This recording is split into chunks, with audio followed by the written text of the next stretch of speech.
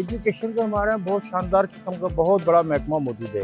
फिर गवर्नमेंट ने रिहेबिलिटेशन का भी एक इदारा बनाया हुआ है, लेकिन हमें सड़क पे या रोड पे प्रैक्टिकली कुछ नज़र नहीं आता। ऐसा क्यों है? कायदे आजम में तो उन्होंने क्या बोला था, जितने भी गवर्नमेंट सर्वेंट है they will not participate in the politics. आपके इदारे सारे पॉलिटिसाइज हैं। कौन सा इदारा सही है? एक नाम दो मुझे सही वो। जब इदारे को मजबूत नहीं बनाओगे तो लोगों तक फेस कहाँ से पहुंचेगा? ये जो बेगर्स है सारे, तो मैं चाह रही थी कि कुछ माइंडसेट चेंज होना चाहिए, कुछ ऐसी काविश करनी चाहिए कि इन बच्चों को तालीम के जरिए तरबियत दी जाए और इनका माइंडसेट चेंज किया जाए। मुझे बहुत सारे लोगों ने कहा कि छोड़ दीजिए, लेकिन मेरा दिल नहीं मानता। मुझे मोहब्बत है इन बच्चों से। हमारी सिंध गवर्नमेंट भी कोई गधों घोड़ों पे तो मुश्तमिल नहीं है। माशाल्लाह से सब ऑक्सफोर्ड यूनिवर्सिटी से पढ़कर आते हैं, तो अमेरिका से पता नहीं कहाँ से पढ़कर आते हैं, एजुकेशन मिनिस्टर में पढ़ते हैं। लेकिन क्या उनको केटी बंदर के वो बच्चे नज़र नहीं आते जो नंगे घूम रहे हैं पाँवों से, और स्कूल भी नहीं है। आखिरत नहीं बनानी, उनको दुनिया बनानी। जिसको मरने का खौफ होगा ओहदा लेगा भी नहीं। अव्वल ओहदा लेने का मतलब है कि आप उस ओहदे के अमीन हैं। अगर उसके पैसे आते हैं ना तो कोई बड़ा फेडरल मिनिस्टर सीट पे बैठ जाएगा और सारे पैसे निकाल के खा जाएगा। ठट्ठा में तकरीबन 250 के करीब पंप लगवाए हैं पानी के। वो जो गधे घोड़े पानी पीते हैं उसमें से लोग पानी पीते हैं वहाँ पर यार। तो वाह मेरे बाप की तौबा यार, ये लोग जिंदा कैसे हैं? इन लोगों को तो जिंदा रहने का भी हक नहीं है। इस मुल्क में इंसान नहीं आदमी रहते हैं। अगर इंसान रहते तो उनके अंदर इंसानियत होती। वो अपना घर भरने के लिए बैठे होते हैं और बनते हैं हमारे लीडर। कभी इनको यही नहीं मालूम कि कौन सा एरिया क्या है क्या नहीं है। सिर्फ इनको सारा फैसल मालूम होगा। बारिश में वहाँ निकल पड़ेंगे या डीएचए में निकल पड़ेंगे, वहाँ पानी वैसे कम जमा होता है, देखो हमने साफ कर दिया। अरे भाई, तुमने कराची को समझा क्या है? तो तुम्हारा मरूम वालिद साहब या जिंदा वालिद साहब की प्रॉपर्टी है क्या? एजुकेशन को कैसे प्रमोट करें? फंडिंग करनी चाहिए, क्योंकि हम लोग तो काम करना चाहते हैं। हमारे पास वसाइल की कमी है, तो हमारी जो लिमिट है उसी में हम अब ज़्यादा तो नहीं कर सकते। एजुकेशन को प्रमोट करने के लिए सबसे आसान तरीका एक है, गवर्नमेंट प्राइवेट सेक्टर के हाथ में दे, अपने हाथ में फंड नहीं रखे। आप देखो एजुकेशन कैसे प्रमोट होती है, आपकी सोच नहीं होगी ऐसी प्रमोट होगी।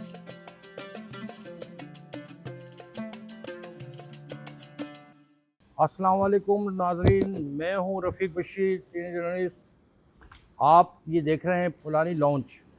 ये पुलानी लॉन्च हमने एक बहुत अरसे पहले रखा था, यहाँ बैठ के चाय पी, तो ख्याल आया कि पुलानी लॉन्च में प्रोग्राम करना चाहिए और या पुलानी साहब की जो कराची और एजुकेशन और महकमों में जो सर्विसेज हैं, जो इनकी वो नॉलेज है, वो आप तक शेयर करें।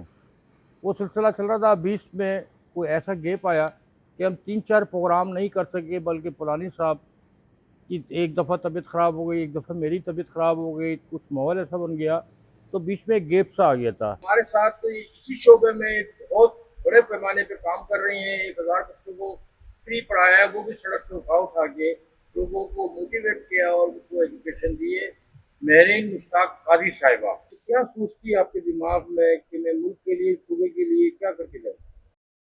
असल में अब्बू को मैंने देखा था ये सब काम करते हुए। बचपन से हम उनके साथ घूमे और ये चीज़ें देखी कि भाई वो बचपन से कितना ज़्यादा चैरिटी करते थे और काम करते थे। उन्होंने स्कूल्स चलाए सगा के अंडर और पढ़ाते थे और ख़ुद भी पढ़ने का उनको शौक़ था। तो अब्बू के साथ साथ रहते हुए फिर मेरे दिल में एक चीज़ रही, और जब मैं बड़ी हुई तो मैंने महसूस किया कि ये बच्चे जो हैं भीख, जो मतलब ये जो बेगर्स है सारे, तो मैं चाह रही थी कि कुछ माइंडसेट चेंज होना चाहिए, कुछ ऐसी काविश करनी चाहिए कि इन बच्चों को तालीम के ज़रिए तरबियत दी जाए और इनका माइंडसेट चेंज किया जाए। तो फिर अब्बू के इंतकाल के बाद कुछ उनका शेयर आया, तो मैंने इनिशिएट लिया कि मैंने स्कूल स्टार्ट किया। और फिर माशाल्लाह से चौथा साल है, मैं कोशिश कर रही हूँ अपने ओन पे और लगी हुई हूँ बस किसी तरीके से। और मुझे बहुत सारे लोगों ने कहा कि छोड़ दीजिए, लेकिन मेरा दिल नहीं मानता। मुझे मोहब्बत है इन बच्चों से, तो बस मैं चाहती हूँ कि ये पढ़ें और कुछ बन के निकलें। और मैं उनसे भी ये यानी वो मुझे सपोर्ट करते हैं, मैं उनको सपोर्ट करती हूँ। फिर आपके जहन में, आपने कारोबारी और कमर्शियल आदमी हो, टीचर भी आपने हायर किए हैं जो इधर शहर में मुख्तलिफ जगहों पढ़ाते हैं, और फंडिंग आपकी अपनी जेब से होती है? फंड मेरी तरफ से तो नहीं होता, अल्लाह की तरफ से होती है। जो रिस्क मुझे अल्लाह देता है उसमें उनका भी हिस्सा रखा होता है, उसमें कोई बड़ी वो चीज़ नहीं है। मगर जो आप बात कर रहे हैं स्पेशली एजुकेशन की, जिस तरह हमारी छोटी बहन ने मेरीन ने बात की, खूबसूरत बात की। वो मेमन कम्युनिटी मोर देन 100 से ज़्यादा स्कूल्स और कॉलेजेस चला रही है, ऑलमोस्ट 60 के करीब बड़े हॉस्पिटल चला रही है, छोटी डिस्पेंसरियाँ उनको मैं काउंट नहीं करता हूँ। अगर ये हुक्मरान ईमानदारी से अपना कॉन्स्टिट्यूशन 1973 का पढ़ ले, स्पेशली जो भुट्टो साहब ने बनाया है, 1973 का कॉन्स्टिट्यूशन भुट्टो साहब ने बनाया है। किसी मिनिस्टर से पूछो आपने कॉन्स्टिट्यूशन पढ़ा हुआ है? शायद आपको इक्का दुक्का मिलेंगे जो जैसे रजा रब्बानी जैसे लोग होंगे, बड़े हाई प्रोफाइल लोग होंगे, ये मिलेंगे आपको जिन्होंने पढ़ा होगा। इस मुल्क में, इतने प्यारे मुल्क में, इससे अच्छा मुल्क दुनिया में मैंने कोई नहीं देखा। मैंने पूरी दुनिया देखी हुई है। इस मुल्क में इंसान नहीं है, आदमी रहते हैं। अगर इंसान रहते तो उनके अंदर इंसानियत होती। आदमी रहते हैं तो ज़्यादातर हैवानियत आ जाती है। जो बड़े ओहदे पे बैठे होते हैं वो अपना घर भरने के लिए बैठे होते हैं और बनते हैं हमारे लीडर। कभी इनको यही नहीं मालूम कि कौन सा एरिया क्या है क्या नहीं है। सिर्फ इनको सारा फैसल मालूम होगा, बारिश में वहाँ निकल पड़ेंगे या डीएचए में निकल पड़ेंगे, वहाँ पानी वैसे कम जमा होता है तो देखो हमने साफ कर दिया। अरे भाई, तुमने कराची को समझा क्या है? कोई तुम्हारे मरूम वालिद साहब या जिंदा वालिद साहब की प्रॉपर्टी है क्या? ये कॉन्स्टिट्यूशन में उसका आर्टिकल है 38, उसमें लिखा हुआ है Pakistan should be the welfare state. Welfare state का मतलब क्या है? जितने भी लोग अनएम्प्लॉयमेंट है उनको गवर्नमेंट ऑफ पाकिस्तान को तनख्वाह देनी चाहिए, सोशल सिक्योरिटी से देनी चाहिए जो दुनिया में दी जाती है। दुनिया में इदारे पेंशन नहीं देते भाई कहीं पर। इस मुल्क में मालूम नहीं कहाँ से रिवाज लेके आए हैं ये पेंशन वाला। सोशल सिक्योरिटी के इदारे में जब पैसे जमा होते हैं, अगर उसमें पैसे आते हैं ना तो कोई बड़ा फेडरल मिनिस्टर सीट पे बैठ जाएगा और सारे पैसे निकाल के खा जाएगा। उनको आखिरत नहीं बनानी, उनको दुनिया बनानी है। जिसको मरने का खौफ होगा वो मर के भी ओहदा लेगा भी नहीं। अव्वल ओहदा लेने का मतलब है कि आप उस ओहदे के अमीन हैं। अमानत में खयानत होगी तो उसको जवाब देना पड़ेगा। और ओहदा लेना, अल्लाह माफ करे, यहाँ लोग कितने पैसे दे के ओहदा लेते हैं। मैंने बोला उन लोगों को तो जिंदा रहने का भी हक नहीं है उसूलन। तो आप उस ओहदे के साथ इंसाफ नहीं कर सकते हो। अगर आपने कोई अच्छा काम किया है तो ये आपकी एक ड्यूटी है अच्छा काम करने की। ये आपकी ड्यूटी है। ओहदा लिया है तो आपको अच्छे काम करने हैं। उसमें गलत काम करोगे तो उसकी पकड़ बहुत सख्त खराब है। अभी आपका जो उसके पहले एक लफ्ज और बोल दूं कि ये जो अल्लाह माफ़ करे जो लोग हमारे यहाँ बैठे हुए हैं हुक्मरान, आप सिंध की बात कर रहे हो, अल्लाह माफ़ करे, अल्लाह माफ़ करे। हमने कुछ पिछले टाइम ठट्ठा में शादियां करवाई हैं, 80 के करीब शादियां करवाई हैं, तकरीबन 250 के करीब पंप लगवाए हैं पानी के। वो जो गधे घोड़े पानी पीते हैं उसमें से लोग पानी पीते हैं वहाँ पर। यार ये लोग जिंदा कैसे हैं? इन लोगों को तो जिंदा रहने का भी हक नहीं है। ईमानदारी की बात है। मैं होता ओहदा फौरन छोड़ देता। मुझे उस ओहदे पे बैठने का हक नहीं है अगर मैं किसी का काम नहीं कर सकता तो। बच्चों की हालत तौबा, मेरे बाप की तौबा यार। एक मतलब हमने 10 शादियां करवाई, उन्होंने बेचारों ने मेहमानों के लिए कोई छोटी बोतलें 50 मंगवा के रख दी पानी की। ये मैं 2 महीने पहले की बात कर रहा हूँ, ज्यादा पुरानी नहीं। ठट्ठा के अंदर शिराजी फैमिलियों के घर, मेरे ख्याल से उस जमाने से, भुट्टो के जमाने से उनका गढ़ वहीं पर ही है। यार इनको अल्लाह का खौफ क्यों नहीं आता? क्या मरना नहीं? मरोगे तो कब्र के अजाब से बचोगे। सिर्फ मैं ये कह रहा हूँ कि जो आपने भी जैसे बात की कि हमारी ये वेलफेयर स्टेट होनी चाहिए और वेलफेयर उसकी और आपके सीसी जैसे इदारों कॉन्स्टिट्यूशन में की लिखा हुआ है। अब मैं इसी पे, क्योंकि हमारा टॉपिक एजुकेशन है, तो मैं ये कह रहा हूँ कि एजुकेशन का हमारा बहुत शानदार किस्म का बहुत बड़ा महकमा मौजूद है। अच्छा चलें उसको छोड़ दें, वो अपनी जिम्मेदारी जिस हद तक जैसे ही पूरी कर रहा होगा, लेकिन उसके साथ जो महरीन मुश्ताक काजी साहिबा काम कर रही हैं, इसी तरह के काम के लिए गवर्नमेंट ने चाइल्ड सेफ्टी कमीशन या अथॉरिटी ऐसा भी इदारा बनाया हुआ है। फिर गवर्नमेंट ने रिहेबिलिटेशन का भी एक इदारा बनाया हुआ है, लेकिन हमें सड़क पे या रोड पे प्रैक्टिकली कुछ नजर नहीं आता। ऐसा क्यों है? देखो मेरे भाई, कायदे आजम ने जब आए थे ना, तो उन्होंने क्या बोला था, जितने भी गवर्नमेंट सर्वेंट है they will not participate in the politics. इदारे को, अपने अपने इदारे को मजबूत बनाओ। जब इदारे को मजबूत नहीं बनाओगे तो लोगों तक फेस कहाँ से पहुंचेगा? जब नहीं पहुंचेगा ले, आपके इदारे सारे पॉलिटिसाइज हैं। कौन सा इदारा सही है? एक नाम दो मुझे सही वो। आप तो माशाल्लाह इतने सीनियर जर्नलिस्ट है, कॉमर्स रिपोर्टर हैं माशाल्लाह, फिर प्रेस क्लब में आप बड़े बड़े ओहदों पे रहे हैं। मुझे ये बताओ यार, कौन सा इदारा मजबूत है इस मुल्क के अंदर? अल्लाह रहम करे, इनको किसी को मरना नहीं है। ये जो लोग वेलफेयर का काम कर रही हैं, ये बच्चों को एजुकेशन दे रही है, इन्होंने दुनिया में अपनी जन्नत बनाई है। महरीन साहिबा, हमारी सिंध गवर्नमेंट भी कोई गधों घोड़ों पे तो मुश्तमिल नहीं है। माशाल्लाह से सब ऑक्सफोर्ड यूनिवर्सिटी से पढ़कर आते हैं, कोई अमेरिका से पता नहीं कहाँ से पढ़कर आते हैं, एजुकेशन मिनिस्टर में पढ़ते हैं। हमारे खुद चीफ मिनिस्टर जो हैं वो बाहर से पढ़कर आए हुए और इंजीनियर भी हैं, लेकिन क्या उनको केटी बंदर के वो बच्चे नजर नहीं आते जो नंगे घूम रहे हैं पाँवों से, और स्कूल भी नहीं है? क्या केटी बंदर से और आगे आप चले जाए साइली पट्टी पे, वहाँ भी गांव हैं, 300-300 गांव के झोपड़ियाँ हैं, घर हैं, वहाँ कोई छोटा सा यूनिट बना दें।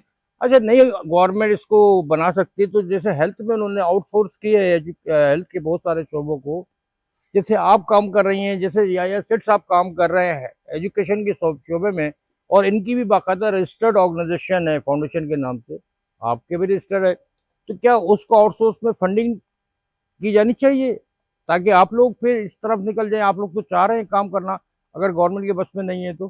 फंडिंग करनी चाहिए, क्योंकि हम लोग तो काम करना चाहते हैं, हमारे पास वसाइल की कमी है, तो हमारी जो लिमिट है उसी में हम अब ज़्यादा तो नहीं कर सकते, क्योंकि हमें फैमिली भी देखनी होती है। और फिर औरत है तो औरत की भी एक दायरा होता है ना, औरत उस दायरे से निकल नहीं सकती, क्योंकि हमारे सरों पे हमारे हस्बैंड्स होते हैं, पीछे भाई होते हैं, इस सबकी इज्जतें हम लेके चल रहे होते हैं, तो हमारी एक लिमिट होती है। लेकिन हम चाहते हैं कि हम एक टीम बनाएं, उस चीज को फैलाएं, ताकि मेरा असल में मकसद जो है, मैं चाह रही हूँ कि नए दौर की टेक्नोलॉजी जो है वो इंटीग्रेट करते हुए, नो बैग का सिस्टम इम्प्लीमेंट करते हुए नए किस्म की तालीम बच्चों को दो, ताकि वो बस्ता लेके ना आए, वो इंजॉय करके जाएं। वो तालीम ऐसे हासिल करें कि बच्चे मजे करें और आगे जाके दूसरे बच्चों को भी सिखाएं, क्योंकि मेरे बच्चों को मैंने बोला है कि आप जो पढ़ रहे हो ना, आगे और बच्चों को या तो लेकर आओ या जाके उनको पढ़ाओ। मतलब सेठ ये इनका तस्वुर अच्छा है कि ये कह रहे हैं एक बच्चे को अगर पढ़ाया तो ये कहती हैं दूसरे बच्चे को भी तुम पढ़ाओ, यानी one get one by one वाला हिसाब किताब हो गया। बहुत अच्छी चीज़ है। फिर हम, आपने एक शुरू में एक सवाल किया था मदरसा सिस्टम। मदरसा सिस्टम में ज़्यादातर वो लोग बेचारे पढ़ते हैं जो पैसा अफोर्ड नहीं कर सकते। एक मदरसा है, उसका नाम है लांडी में, उस्मान बिन अफ़्फ़ान के नाम से। यानी वो समझ लो कि 120 गज के प्लॉट में शुरू हुआ था, आज वहाँ 3500 बच्चे पढ़ रहे हैं। माशाल्लाह। HEC से, इस्लामाबाद हायर एजुकेशन बोर्ड से रजिस्टर्ड है वो। फिर वहाँ आलिमाएँ बनती हैं, हाफिज बनते हैं, फिर कंप्यूटर के कोर्स होते हैं, वहाँ दीनी और दुनियावी तालीम पूरी दी जाती है। और 200 बच्चे वहाँ मुस्तकिल जो वो हैं, जिनके पास घर नहीं है, वो वहाँ रहते हैं। अब आप सोचो, खाली उस मदरसे को आप देखोगे और वहाँ का जो बड़ा है मुहद्दिस है, बहुत बड़ा हाफिज साहब हैं, बहुत बड़े मुहद्दिस हैं।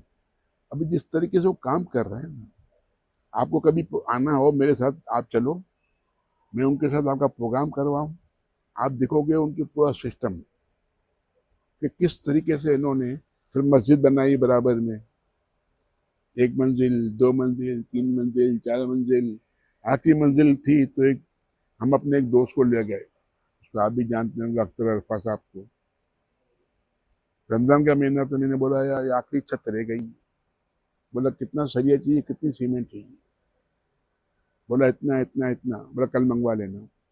देखो उन्होंने अपनी तो अपनी अपने घर वालों की आंखें संवार दी ना। जब तक मस्जिद चलती रहेगी वो अजर तो मुझे मिलता रहेगा, जिसने 100 रुपये डालेंगे उसको भी अजर मिलेगा। सदका जारिया। ये चीज जब तक आप इस तरह, मैंने मेरे से कहा कि मैं आपको उनसे मिलाऊंगा, कासिम लवाई साहब से, जिस तरह वो शुएब गाजियानी है और कासिम लवाई साहब है, 2 बंदे हैं जो उनके पास टीम होगी, डेफिनेट अच्छी टीम होगी। बाकायदा वो स्पेशल बच्चों का भी प्रोग्राम करते हैं, बहुत अच्छे तरीके से करते हैं। और मैं कोशिश करूँगा आप उस टीम में शामिल हों, सही। तो आपको मैक्सिमम सपोर्ट भी मिलेगा वहाँ से। उनकी फंडिंग का उनको प्रॉब्लम नहीं होता। तो खुद भी जो लवाई साहब है ना, हुसैन लवाई साहब की शादी हुई थी जब मैं ट्रैवल ट्रेड में नहीं था, जब मैं इलेक्ट्रिकल डेकोरेशन में काम करता था। सही। वो 3000 गज के बंगले में शहीद मिल्लत पे उसकी शादी हुई थी, हुसैन लवाई साहब। और शादी के बाद बीवी के गिरने पे बाप का घर छोड़ के चले गए। यानी बाप वो इंसान जिसने यतीम बच्चियों के लिए बंगला पूरा लेके चल, अभी तक चल रहा है वो, उसको भी विजिट करना है तो वो भी आप कर सकते हैं। देखो जब तक ये चीज़ें आप लोगों को दिखाओगे नहीं ना, समझ में नहीं आएगा। जो चीज़ नजर आएगी ना उस पर लोग, ये तो वो लोग हैं जिनके ऊपर वैसे भी लोगों का ब्लाइंड फेथ है। तो मुझे बोले इसको कितने देने हैं, मैंने ना इससे डबल दे दो यार, कोई मसला नहीं। ये एजुकेशन हो, हेल्थ हो, ये तो इतनी ज़्यादा ज़रूरी है कि आप जब तक ये फ्री नहीं करोगे, आप यूरोप में देख लो जाके, ए लेवल ओ लेवल तक फ्री है। एसडीजीज के हिसाब से, एसडीजीज के हिसाब से। हाँ, मगर मैं एक बार और बताऊं, जो मेरी कम्युनिटी है जो बाटा बरादरी कहलाती है, उसमें हायर एजुकेशन भी फ्री है और वाइट मनी से फ्री है, वो भी ज़कात के पैसे से नहीं है। वो डॉक्टर बनना है, इंजीनियर बनना है, चार्टर्ड अकाउंटेंट बनना है, एमबीए बनना, जो बनना है बनो, कम्युनिटी पेमेंट करेगी। जबरदस्त। फिर मेडिकल में 100% फ्री है। अगर आपके हॉस्पिटल में इलाज नहीं है, कुछ दूसरे में है, तो वहाँ आपको एडमिट करेंगे और वहाँ आपकी फीस पेमेंट हमारी इदारा करेगा। उस इदारे को साल में इतने पैसे अल्लाह ताला भेज देता है और एग्जेम्प्टेड भी है टैक्स में, तो वो बहुत कंफर्टेबल हो जाता है। हमें ज़्यादा से ज़्यादा लोगों को सर्व करने में आसानी होती है। इसी तरह एक नहीं है कम्युनिटी। अभी आपको मैं एक रिसेंटली एग्जांपल दे रहा हूँ, SIUT बनी क्राउन प्लाजा में, कितने की जगह बिकी? काफी ठीक ठाक थी, किसी को नहीं मालूम, 14.5 अरब रुपए की। सही। एक मेमन ने 10,000 रुपए दिए उसमें, सिर्फ एक मेमन ने, 10 बिलियन रुपीस। देखो ये अल्लाह के नाम पे देने वाली कौम है, अल्लाह से मांगी हुई कौम है। You are new Sindhi, we are old Sindhi, for your information. हम 450 साल पहले ठट्ठा में मेमन लोग मुसलमान हुए थे। माए मकली में उनका मज़ार आज मौजूद है। तो इसलिए कि ये कौम ने सिर्फ 2 चीज़ें मांगी थी जब उन्होंने मुसलमान किया था। बोले एक हुस्न चाहिए, एक पैसा चाहिए। बोले दोनों मिलेगा आपको। मगर देखो पैसा कैसा मिला, सखावत वाला पैसा। जब अल्लाह के आपके हज़रत उस्मान रज़ियल्लाहु ताला अन्हु ने एक मतलब रिक्वेस्ट की अल्लाह से, बोले यार मुझे देना बंद कर दो। बोले तुम बांटना बंद कर दो, मैं देना बंद कर दूंगा। सही कह रहे हैं आप। देखो यार, जो उससे कारोबार करता है ना कभी मायूस नहीं होता। सही कह रहे हैं आप। एक मतलब मदीने में कहत आ गया, खाने पीने की तंगी हो गई, तो अल्लाह के वली मौजूद थे, उस्मान बिन अफ़ान, 100 ऊँट मंगवाए अफ्रीका से भर के, सारे ताजिर वहाँ पहुँच गए उनके पास। बोला 5% ज़्यादा ले लो, किसी ने बोला 10% ज़्यादा ले लो, किसी ने बोला इतना ज़्यादा ले लो। बोला यार तुम लोग इतना कम क्यों दे रहे हो मेरे को? मैंने तो 500% ज़्यादा लेके मैंने काम किया ही। उसने बोला पूरे मदीने में सारा अनाज बांट दो। देखो ये अल्लाह से कारोबार करोगे, बोलते हैं लोगों को बोल 70 गुना मिलेंगे। दिस इज मिनिमम लिमिट है। ये तो 70 गुना का मतलब क्या है? अनलिमिटेड। जब अल्लाह ताला क्या बोलता है कि माओ का अपने बंदों से अल्लाह ताला जितना प्यार करता है ना, वो 70 गुना ज्यादा प्यार करता है। बेशक लोग बोलते हैं परेशान है, 70 गुना का मतलब अनलिमिटेड है। बेशक तो ये हम उन जगहों में उलझ जाते हैं जो हमारे काम है। जब तक पाकिस्तानी इंसान नहीं बनेंगे, जब तक इस मुल्क में ये एजुकेशन, बीमारियां, चिकनगुनिया, कभी डेंगी, कभी क्या, ये आफतें बलाएं आती रहेंगी। हम इसलिए बचे हुए हैं आज कि हम अल्लाह के रसूल के उम्मती हैं, सही कह रहे वरना हैं। ये कौम बहुत सेठ पहले साहब तबाह ने हो बड़ा चुकी। अच्छा ये कहा कि ये सारी बीमारियां, अदाब और कितना ज़्यादा अल्लाह मियाँ कहता है मुझसे कारोबार करो तो मैं मुनाफा दूंगा। लोग यहाँ पे जुड़िया बाज़ार और बड़े होलसेल में 2% 1% पे कारोबार करते हैं और उसमें भी कभी ना कभी घपला करते हैं। अब जैसे आप कर रही हैं माशाल्लाह से, तो आप अपने ओन से फंडिंग करके उसको चला रही हैं, तो ये एक बहुत बड़ा आपने अल्लाह मियाँ से कारोबार शुरू कर दिया।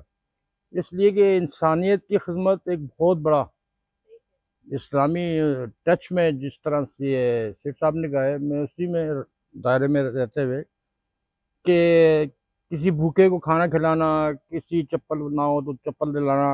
अब तालीम जिनके पास नहीं है और आप सड़कों से बच्चों को उठा के लेके जाती हो, अपनी जेब से यूनिफॉर्म, किताबें, बस्ते दिला के उनको पढ़ा रही हो।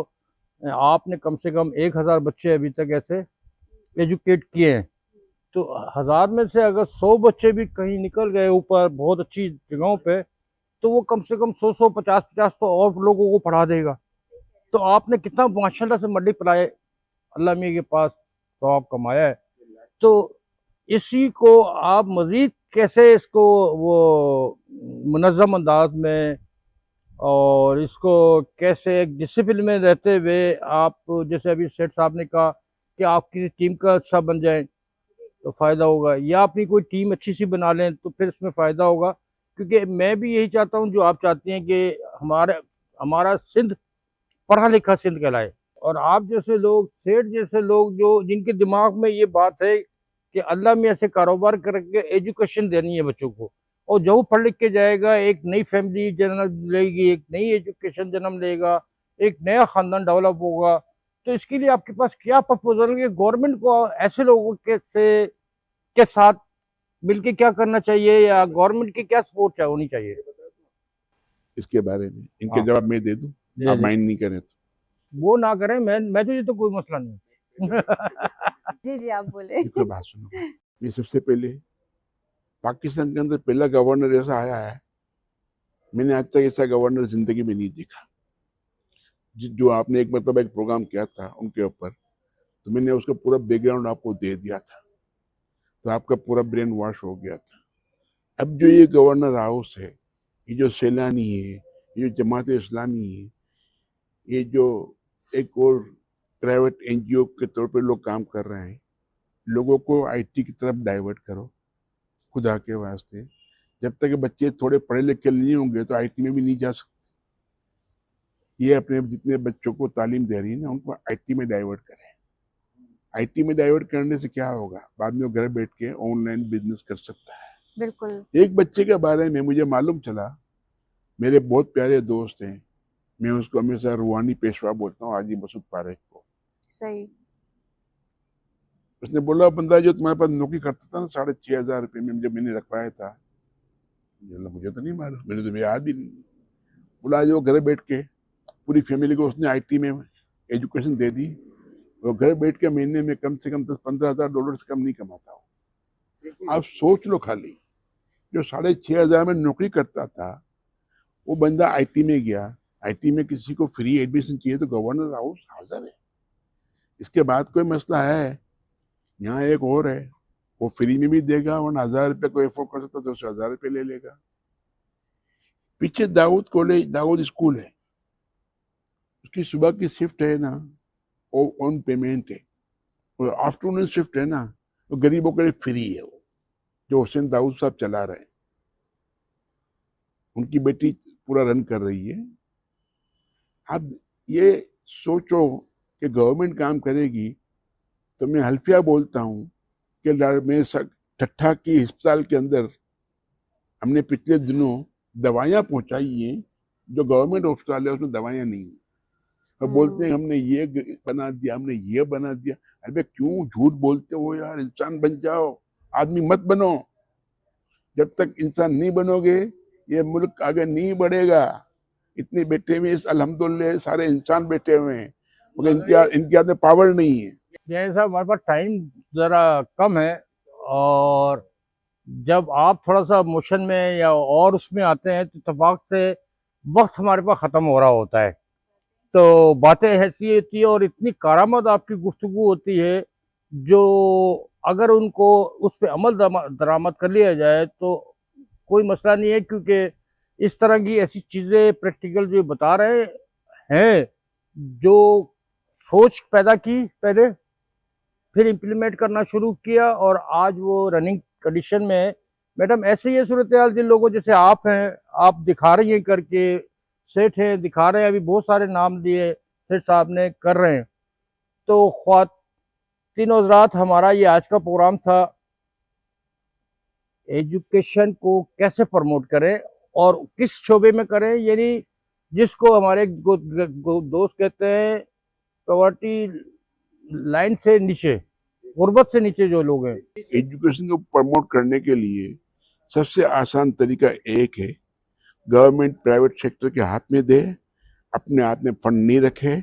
आप देखो एजुकेशन कैसे प्रमोट होती है, आपकी सोच नहीं होगी ऐसी प्रमोट होगी। ये नाज़रीन, ये साहब ने बहुत अच्छा प्रपोजल दिया है, जिस शोबे में प्राइवेट सेक्टर है लेकिन उसको कड़ी मॉनिटरिंग के साथ जो है उसको देना चाहिए, जैसे बिकन हाउस या सिटी हाउस वाला नहीं हो, लेकिन प्राइवेट सेक्टर हो।